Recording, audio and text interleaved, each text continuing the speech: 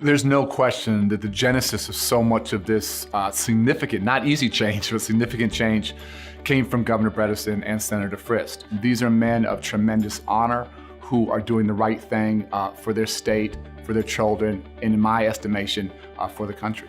Phil Bredesen cared about public education first in Davidson County, Nashville, and then in Tennessee, because he realized that the only real way for a child to get ahead in life, regardless of their means, regardless of their background, is through their education platform. Phil recognized it. He walked the talk. When somebody like Governor Bredesen gets focused on an issue, he does so much more than talk. He absolutely got focused on the American Diploma Project, on raising standards, in a laser-like way that only Phil can do. I always say in education, we spend so much time fighting the wrong fights. It just does nothing to help the kids we all care about. And it's like a family, when adults fight, kids lose. And he wasn't interested in fighting.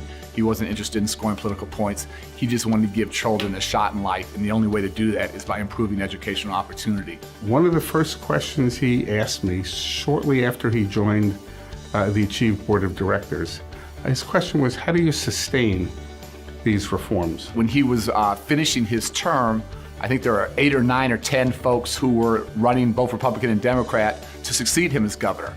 And he somehow, I have no idea how he did this, but he somehow convinced every single one to sign on to that plan.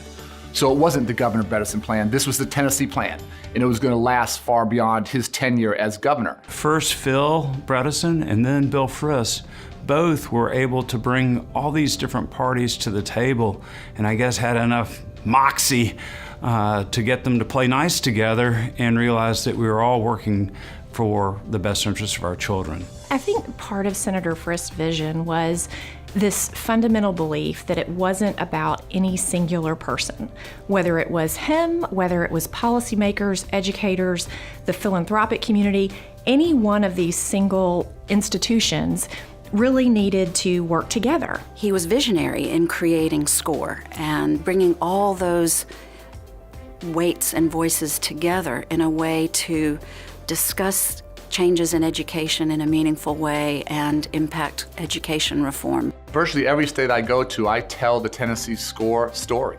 And Senator Frist obviously could have done a million different things with his time and energy once he left the Senate. The fact that he's chosen to roll up his sleeves and devote himself to this critically important work back home in the state he loves, I can't tell you what a powerful example that is. He could have taken any possible option on the international or national policy stage, but he made a very specific decision to do something very big, and something very big in Tennessee that would not only ensure that Tennessee is the greatest state in the nation to live, work, and play, but his goal is really to create a significant proof point for other states and for other education systems to improve in a dramatic way. So I think it's a pretty significant thing. To honor two leaders who were much less interested in titles, much less interested in being elected officials, much more interested in having an impact.